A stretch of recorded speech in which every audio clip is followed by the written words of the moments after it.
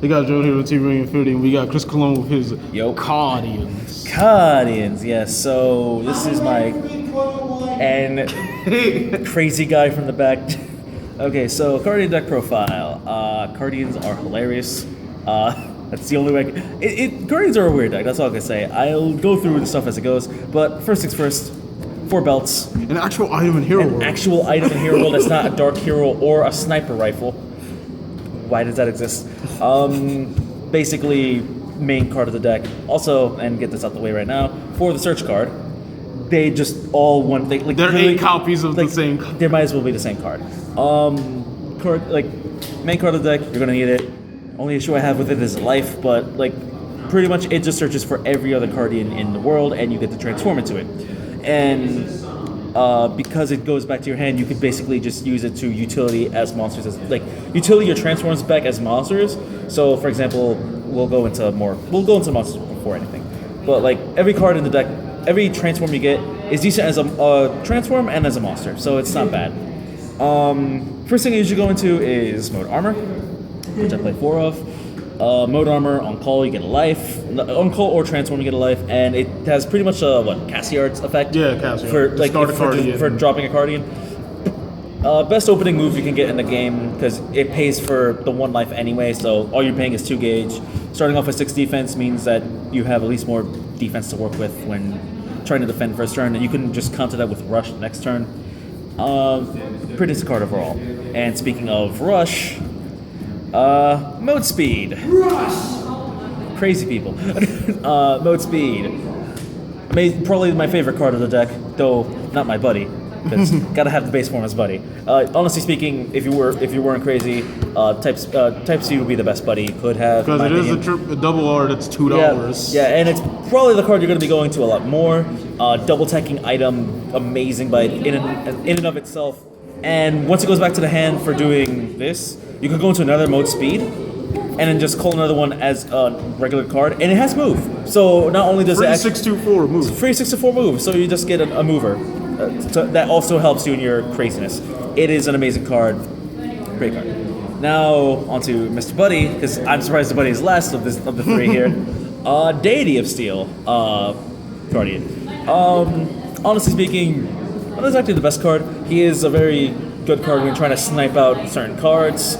So he's great in that aspect. If you really want to go crazy, if you have enough gauge, you literally could just transform into it, put it back to the hand for Cardwinder, call it, drop the Cardwinder you just added. So if you have 4 gauge, which this is Hero World. You discard a Caardian or a Cardwinder? It's an item. Caardian or item. So I could drop the Cardwinder, which you can do. A lot of times you're gonna have extra Cardwinders. He lets you abuse those anyway. And then of course you have extra Caardians, which you can set up with him as well. I'll explain that later, but case point, he's good at sniping problem cards, and overall he's a decent card. And again, if you transform into it, put it back. If you have enough gauge, you can go ham and just snipe 2 cards. It's like Roadblader plays with Hyper Energy. Yeah, Roadblader with this. Anyway, next card, Bob the Builder. Constructor building, and I'm sorry, he's pretty much just Bob the Builder. Decent card. You always want to have at least 1 when you transform, when you're planning on switching out, because he just mitigates the gauge. And if you have 2, hey, your transforms are free, at least for once per turn. And also he gives Penetrate, which means Mode Speed can go and plus 1k power. So Mode Speed can do even more pressure, which is amazing in and of itself. Overall, pretty decent card. I mean, not exactly the best side card to have in the world, because it's it's just 1 crit. 1 crit with 2k power. Jalen could speak for this. He has won me games simply because he gave Penetrate. I'm sorry, Jalen. Dark Mysteria just really hates me. Now for non-Caardian monsters, 4 Cyber Police, Lightning Chasers. Gauge is a heavy issue with this, so having decent 2 crit, that also gives you gauge. And then the off chance that you don't have the Penetrate for this, you just use this to clear centers, get your gauge, and set up for more shit later. So overall, probably the best assist you can get. Next, 3 Project Gunners. Once again, this deck is very gauge hungry. If you couldn't tell by the fact that the goddamn weapon clock, you need 2 gauge for this, and you're doing this a lot. So Gauge is you're gonna need it, and Project gives it too. Also, having a 3-2-1, not bad. Like you could call this sometimes just to finish games, but you don't usually do it. You just need it for Gauge. 2 Mock Ravers. Don't use it too much, but hey, there are times where they'll link attack, like early link attack mode armor, and it just really messes people over. It's generally there for defense and for very weak cards. Not bad to have, and also for matchups where, like, again, you're going up against Bulber Smasher or something, you're gonna need something to negate that, and Mock River does that. And then 3 rescue drums. Rescue.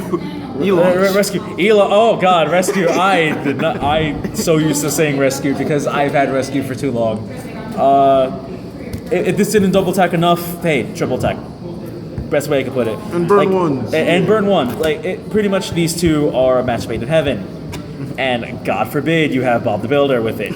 Like penetrate. The dumbest field you could ever look at right here, and I cannot put this anywhere proper.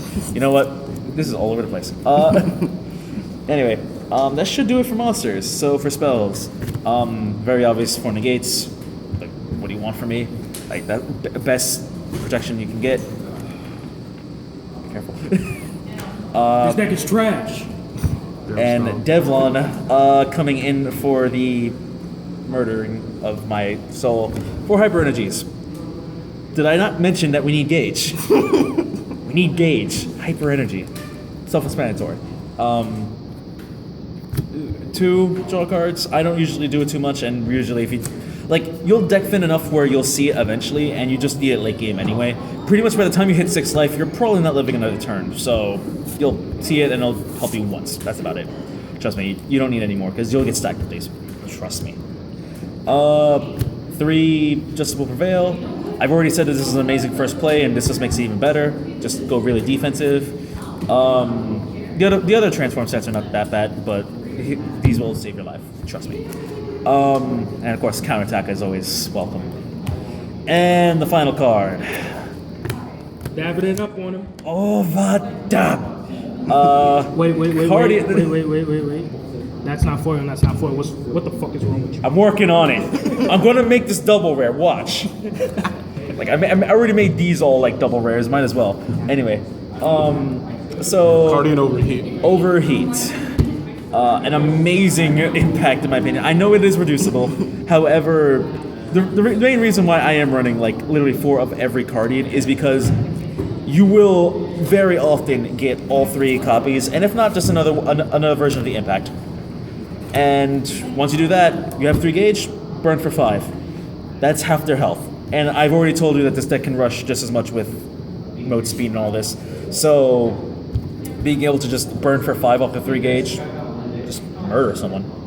Honestly. Murder she wrote. Murder she. God damn it, Devlon. But yeah, my favorite card.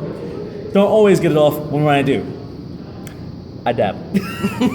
But that's pretty much the deck, honestly. So if you guys like this video, subscribe to TBI Burning Infinitey for more Buddyfight content. We'll see you guys later. See ya. Dab up.